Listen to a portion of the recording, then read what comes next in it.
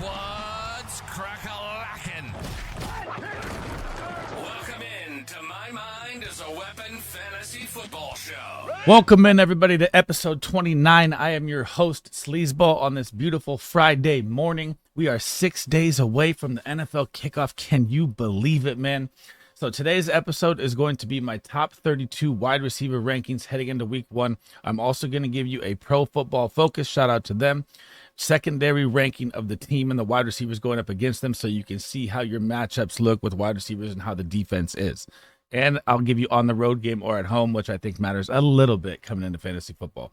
Now, before we get it started, guys, if you guys have any questions, anything fantasy football, doesn't have to be related to this video, make sure you drop them in the comments. Smash that like, smash the subscription button.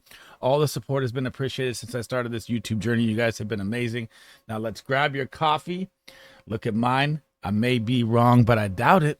And let's dive into it, guys. All right, guys, so here is my board for the wide receiver rankings week one. You're going to see the ballers tier at the top. These are my absolute ballers week one. You're going to see tier 1, tier 2, tier 3, tier 4, tier 5. And I'm going to go through 32. And I'm going to give you a little bonus player that I couldn't fit in my 32 at the end. So it'll be wide receiver 33. And I'm going to explain why I didn't put him into my rankings this week because I got a lot of hashback on Twitter when I posted it. So starting off with number one, it is the absolute smash play of the week, Tyreek Hill, the cheetah. This man gets the Jacksonville Jaguars at home, and the Jaguars secondary, guys, ranks 29th. They are boo-boo, man. He is going to light them up. He averaged 23.5 points last year. Would have been wide receiver one last year had he not got hurt, and so CeeDee Lamb got that title for the year. I think it should have gone to Tyreek Hill. But, you know, points-wise, he got hurt. It didn't happen. Absolute smash play here. You don't really need to talk about it much. Number two, and this one's really scary right now because the holdout is what's going on is Jamar Chase. And I know the head coach, Zach Taylor, said he'd be back at practice once he practiced last Sunday.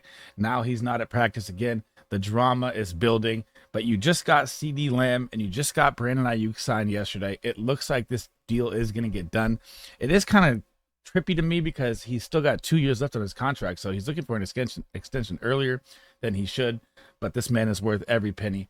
And they get the New England Patriots at home week one. Jacoby Brissett on the other side of the ball. You know there's going to be tons of volume here for the Cincinnati Bengals, and the Bengals defense isn't very good this year, so they're going to be passing a lot more. And you have Joe Mixon out of town. They bring in Zach Moss. He's not the same as Joe Mixon. This will be a pass-heavy offense all year long. He will always be in my top. He just needs to get signed and get out on the field. But I'm still willing to take that draft pick right now. If you guys have drafts coming up or something, I'm still willing to take him in the top 5. I'm not too worried about it. I know he'll be out there. Number 3, Jay Jettas at the New York Giants. And the New York Giants secondary, guys, is ranked 31st. I don't care if it's Sam Darnold. I don't care if it's Nick Mullins. You saw Nick Mullins give Jettas 200 yards last year. This man is QB proof. He's absolutely going to destroy them. Averaged 20 points last year, and I expect nothing less but 20 points in week one against the abysmal Giants secondary. Number 4, heading down to Amon-Ra St. Brown. Now, this is a team right here where you start every star there is, right? They're playing the Los Angeles Rams, who just traded away their only good defender. Their defense now is still ranked 22nd or 26th in the secondary, but it's ranked 31, 32 overall right there with Arizona. So every player you have when you're playing the Rams, you're going to start them no matter what. Even if it's your RB2, RB3, you want to start Gibbs, you want to start Monty, you want to start Laporte, you want to start everyone. This defense is going to get shredded. Amon-Ra is absolutely going to feast this year. And the Lions have the number one offensive line to give Goff all the time, and he's absolutely going to be wide open 24/7. Number 5, and CeeDee Lamb, right? So I rank him a lot lower this week right here because the Cleveland Browns secondary is ranked number 6. They're on the road at Cleveland, and you know that he missed that training camp time. I know it's CeeDee Lamb. I'm not too worried about him season long-wise, but I think it is going to be a little slow start out the gates, and it is a very, very, very tough matchup week one. He's going to draw Denzel Ward. It's going to be really, really tough out there. I still think, he's baller tier must start no matter what. I would rank him usually number 1, number 2, but this week with what's happened in the situation, I'm going to drop him down to 5. Number 6, this one's going to light some eyes right here. My last guy in my baller tier is the old man that just gives you 1,000 yards and 10 touchdowns every goddamn year, no matter what. It is Mike Evans. He gets the Washington Commanders at home, and the Commanders secondary is ranked 30th. They are getting torched. They got torched all last year for the most passing yards, and they didn't do anything to really help that situation. Mike Evans is going to absolutely feast. Now, I know Dave Canales is gone. They have a new offensive coordinator, so I'm a little skeptical how it's going to look right away, but the situation is just so good that you can't avoid it.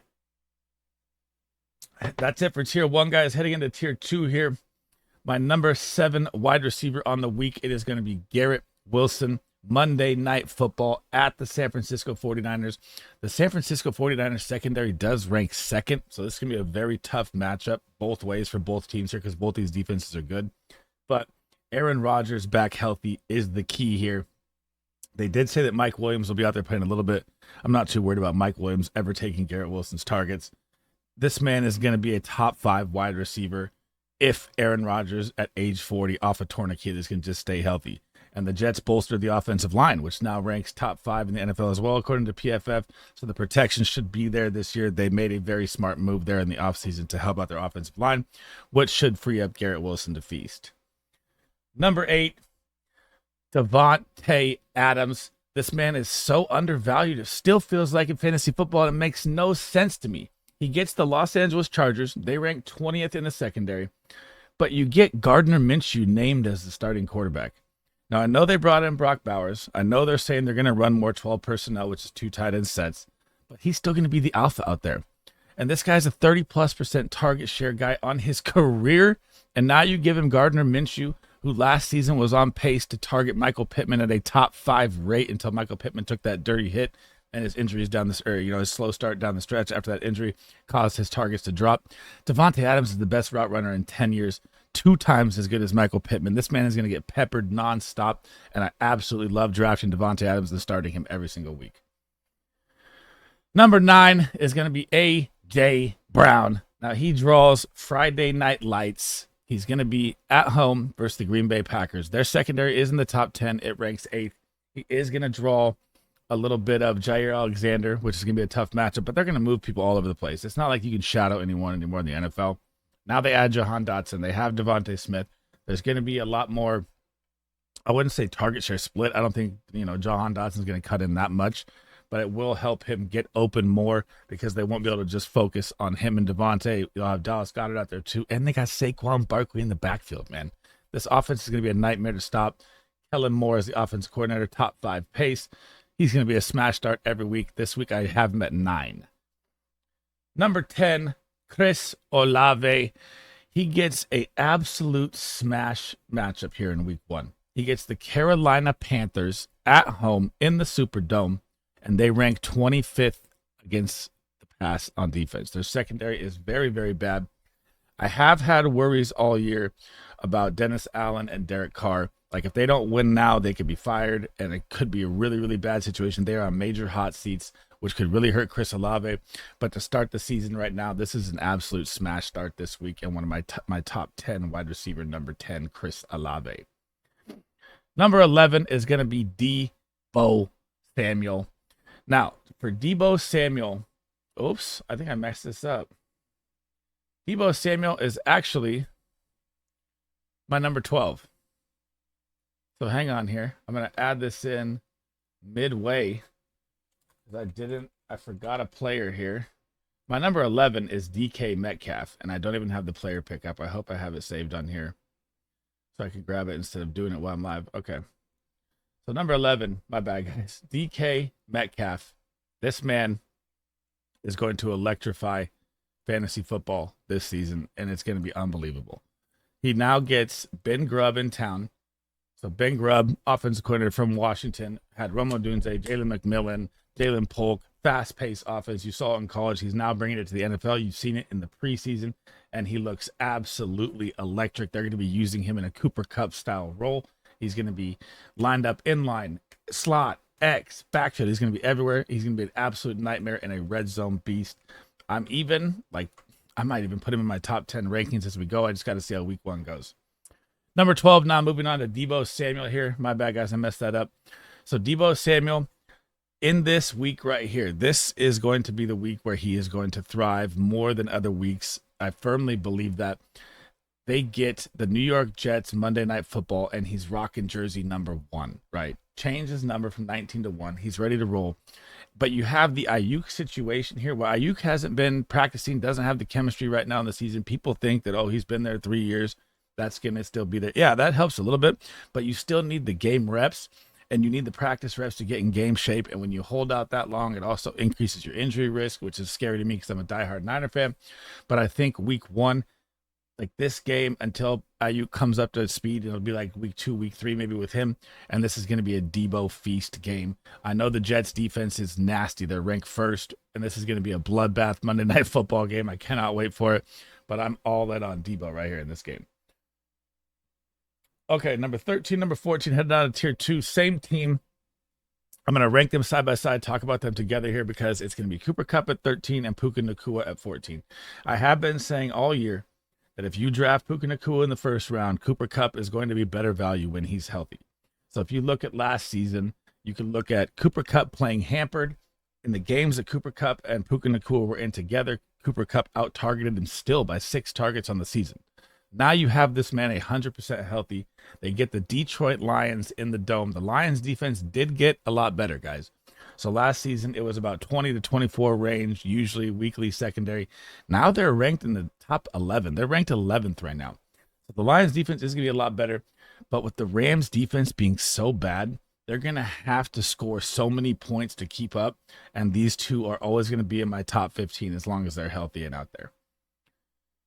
Heading down to number 15, Amari Cooper is him this week. The Cleveland, it does depend here on Deshaun Watson, and I'm a lot higher on Amari this week than most people. They do play the Dallas Cowboys. The Dallas Cowboys secondary right now is ranked 13th, but that ranking, I still believe, because it was like a week ago that was dropped, that Bland's injury is going to hurt them even more. So their superstar corner that had 6 pick sixes last year from Fresno State, shout out to the Bulldogs, is out for 6 to 8 weeks. And you're going to have Trayvon Smith up there, who's a jump, go get route interception cornerback. He's not a cover corner.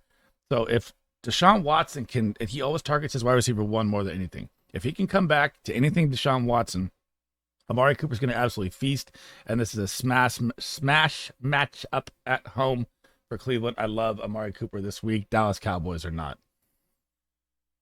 Number 16, this is tough for me, because I've said this in multiple videos. I don't know if you guys have watched any of my videos. I love Malik Neighbors, man.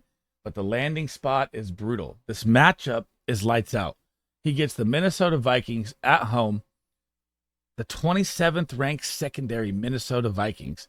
He should eat them alive. This should be a Malik Neighbors coming out party. First NFL game, 150 yards, 2 touchdowns. But Danny Dimes is the quarterback, man. So the volume is going to be through the roof every single week with him. He should see 10 plus targets a week. We just don't know how the targets are going to look from Danny Dimes. I saw the preseason, man. It was, it's going to be rough. So I'm going to put him right here at 16. I mean, God, if he landed on the Chargers or something, it'd be amazing with Justin Herbert, but it's going to be a rough year with targets with him, with Danny Dimes. I'm going to leave him at 16 for now. Number 17, sticking with the Jacksonville game, just like Tyreek Hill, Jalen Waddle is having a little injury right now, has been wearing a red non-contact jersey in practice, should be good to go week 1. And either way, the only worrisome thing I have with Jalen Waddle, why I have him a little lower, is because they could just explode and blow him out of the water, and Tyreek Hill could have 30 points and Jalen Waddle could have 10, right? It's kind of, and Jalen Waddle was hurt a little bit last year too, you got to remember that. So, and he's already hurt again, which is a little scary. But if he's back 100% healthy, he's always going to be a top 20 receiver. But it's just kind of always scary because Tyreek Hill is always going to be the guy, and he's always going to be second fiddle, and he's probably the best second fiddle in the league. But it's going to be, I'm going to rank him here because I think Tyreek Hill is going to go nuts, and I think Jalen Waddle's maybe going to find the end zone, maybe have 12, 13, 14, 15 points around there. But I don't see it as a big exploding game like I do for Tyreek Hill. Number 18, the end of tier 2, the guy that we can all not wait to see, Marvin Harrison Jr., the electric phenom talent out of Ohio State. He gets the Buffalo Bills on the road in week 1, though. The Buffalo Bills secondary ranks 3rd. It might be a tough showing out there for the first week for Marvin Harrison. I still think the volume will be there, just like Neighbors. You'll probably see 10 targets. Trey McBride will see a ton as well, too. The matchup is just tough. If I had Marvin Harrison playing against the Jacksonville Jaguars right now, like Tyreek Hill at the 1 spot, I would put Marvin Harrison in the top 10. This is a matchup-based ranking right here, and Buffalo's secondary is very good, and they're on the road, and West Coast teams usually struggle heading East Coast for early games. That's the only reason I'm dropping it down here. I cannot wait to see this guy play, but I'm going to leave him at 18. Number 19 is going to be Drake London. And the only reason with Drake London why I have him so low here, right? And this is a smash matchup. The Pittsburgh Steelers secondary is ranked 23rd. They are good up front, right? So they might get after Kirk Cousins a little bit more than you think. Kirk Cousins is not mobile. But the Falcons O-line, it does rank 6th. So they have a very good O-line as well. But I'm just tempering the first game with the 35-year-old quarterback coming off an Achilles tear to see how it goes. I mean, I love Drake London this season. This is a tempered ranking right here of why I have him lower than most, because I want to see how it plays out first. Number 20, and we're going to talk about this all at one here. So I'm going to go down here. I'm going to grab Stephon Diggs, and I'm going to grab Tank Dell, and we're going to do all 3 at once here and why I rank them lower than everyone else. So Nico Collins is my 21st. Stephon Diggs is my 30th, and Tank Dell is my 32nd ranked wide receiver this week. Now, they get the Colts secondary, which ranks 28th. They're at Indy in the Dome. But what the problem is here and why I've stayed away from drafting these guys is because if you look at last season, just when it was Nico Collins and Tank Dell, Tank Dell outscored Nico Collins last year when they were on the field together all 8 games they had till Tank Dell's injury. Now you're adding a top 10 wide receiver for the past 8 years in Stephon Diggs, and Stephon Diggs has commanded a 30% target share. So Nico Collins last season when Tank Dell was out was a 30% target share. Tank Dell, when he was out there, was a 28% target share. Dalton Schultz was a 21% target share, and Joe Mixon was an 18% target share out the backfield as a running back. So this is like the roulette wheel of which wide receiver I think is going to pop this week. Could 2 of them hit? Yes. But I think that Stephon Diggs is going to be the target monster guy. He's going to be the underneath. Yeah, Nico Collins, take the top off. Tank Dell, take the top off. I just don't like the situation with the Texans weekly. It's like the Bears. I'll get to them next year, and it's just super tough to rank these guys all year, which is why I'm a lot lower, because I never know which one's going to pop. Heading down to my next guy, and I love this guy so much. I probably should be moving him up the board above Nico Collins, above a couple of people here, and it is George Pickens. Now we know that Brandon Ayuk is not going to the Steelers. Oh my God, this man is going to eat this season. I have him ranked as my wide receiver 14 overall in the year. But to start the season off here, they get Atlanta. Atlanta just picked up 2 big defenders in the free agency here. They got Justin Simmons in the secondary. So their rank right now is 22nd, but I don't buy that full rank. They also got Judon from the Patriots as well. So I'm going to say their defense is around 16th, 15th in the secondary. So the ranking right now is delayed from, looking at Pro Football Focuses. But this man is going to see a 30+% target share every game. And Russell Wilson loves his wide receiver 1. I mean, this is a smash play weekly with George Pickens. The news of Ayuk being gone couldn't be any better for this man. And he's a must-start weekly for me every single week. I don't care what the matchup is, all the time. Heading down to number 22 here. It is going to be the man that just signed in Brandon Ayuk. I should have talked about him and Debo at the same time with the Jets.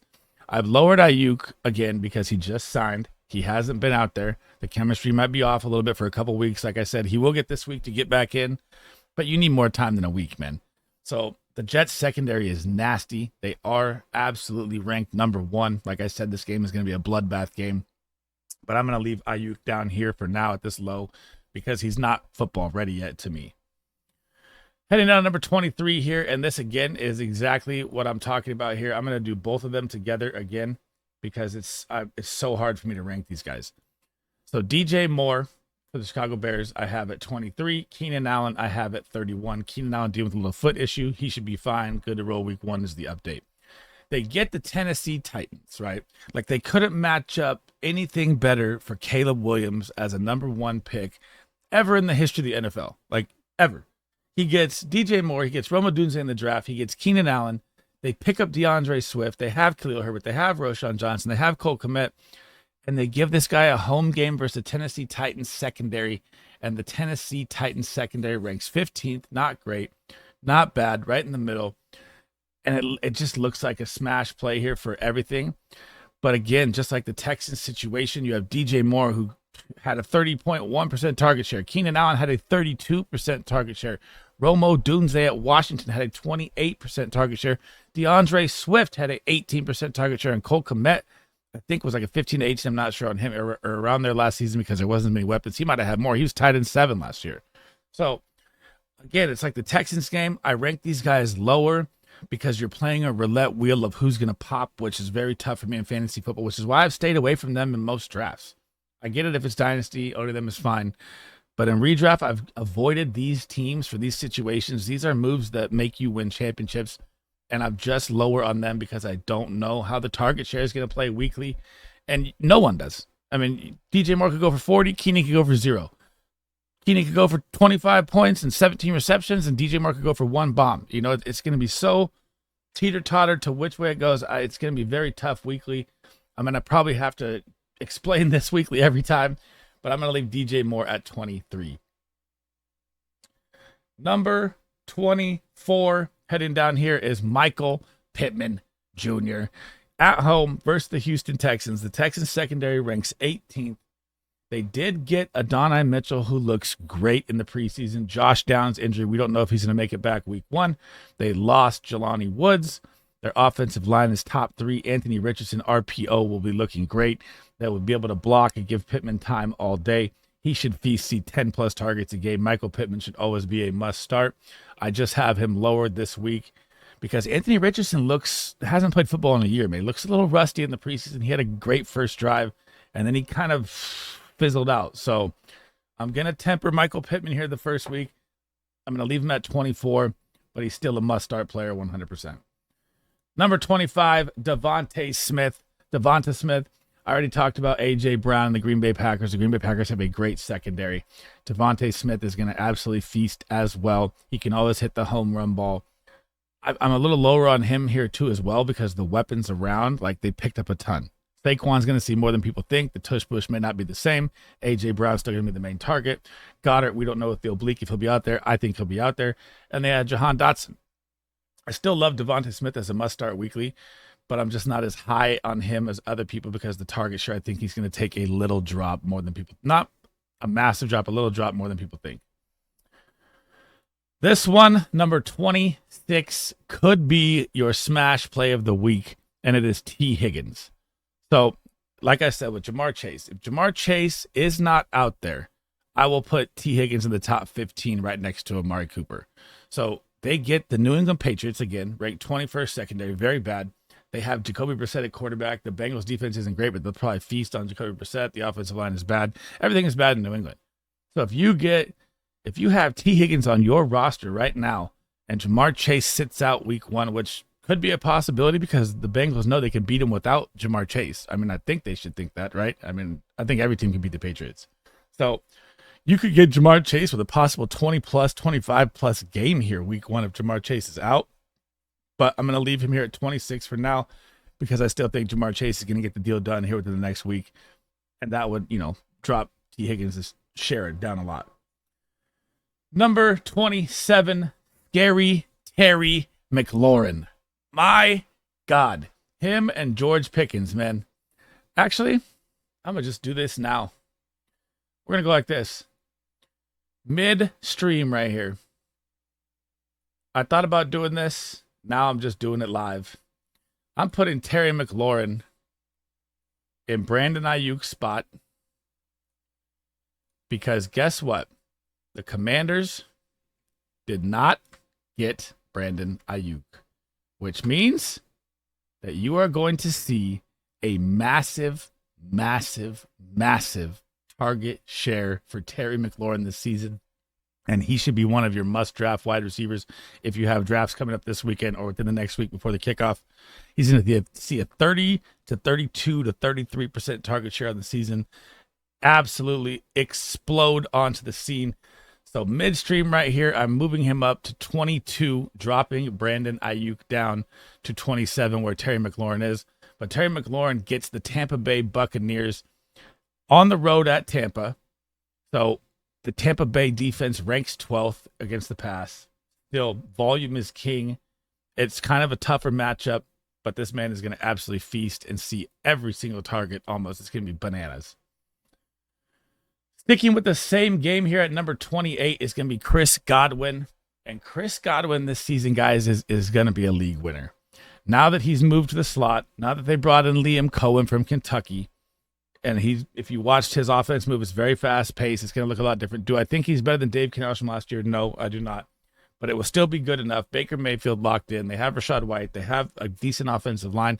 They'll see time. This matchup is a smash play because Washington's defense ranks 31st and 30th versus the pass. They're going to absolutely feast in this game. Start every Tampa Bay Buccaneer, probably besides Cade Otton. You're starting Chris Godwin. You're starting Mike Evans. You're starting Rachaad White. You maybe even start Baker Mayfield in this game because the secondary is so bad, he might eat him alive. So heading down to Tier 5, that's the end of Tier 4. And Tier 5, I'm a lot lower on this guy than other content creator guys. It's Zay Flowers. So Zay Flowers' ADP right now to me is ridiculous. It's through the roof. It's way too high. Everyone thinks he's a wide receiver 1. He is not. He is dressed up as a wide receiver 1 that is a wide receiver 2 gadget wide receiver. He's not a pure wide receiver 1 to me at all, which is why you've seen camp reports of Isaiah likely may even be the second option on offense. Because why? Because they're going to line him up in the slot. They're going to line him up out wide. And he's a bigger target. So Zay Flowers gets the Kansas City Chiefs Thursday Night Football, the opener. I cannot wait for this game. The Kansas City secondary ranks 9th. They're going to tee on him and Mark Andrews. I think it's going to be a sluggish, slow game week 1, too, because the first game out the gates, or I won't say full game. I'll say the first half usually will be sluggish. Teams getting their feet wet coming out for the first game. The ones are ready to roll. It's a little different. And I'm a lot lower on Zay Flowers than most this season. So, to recap it, guys, that's it for my 32.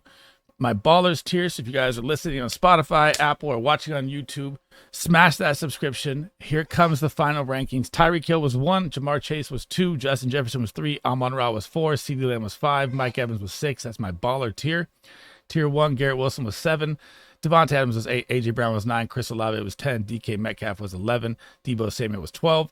Headed out of Tier 2, Cooper Kupp and Puka Nacua, 13 and 14. Amari Cooper, 15. Neighbors, 16. Waddle, 17. Harrison Jr., 18.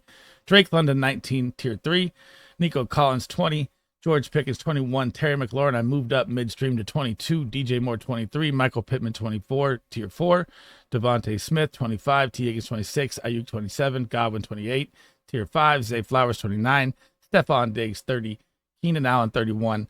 Tank Dell 32, and I promised you a little sleeper at the end that I didn't put in here, and that is Rashee Rice. And why I have Rashee Rice outside the top 32, he's right at 33 for me, I tried to fit him in, is because you play the Ravens, man. And I know you have Travis Kelce, and you have Xavier Worthy. Hollywood Brown isn't even out there yet.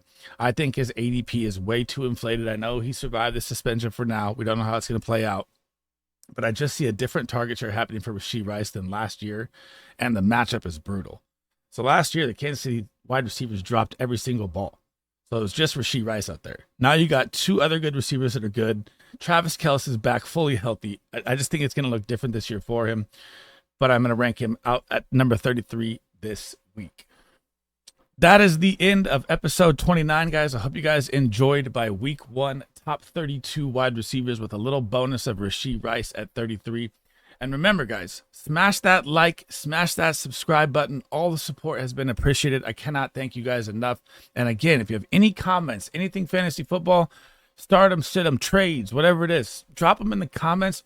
Everything helps. Everything helps the algorithm grow. I'm here to answer every question there is to help you guys win every matchup every week to get you that fantasy football championship.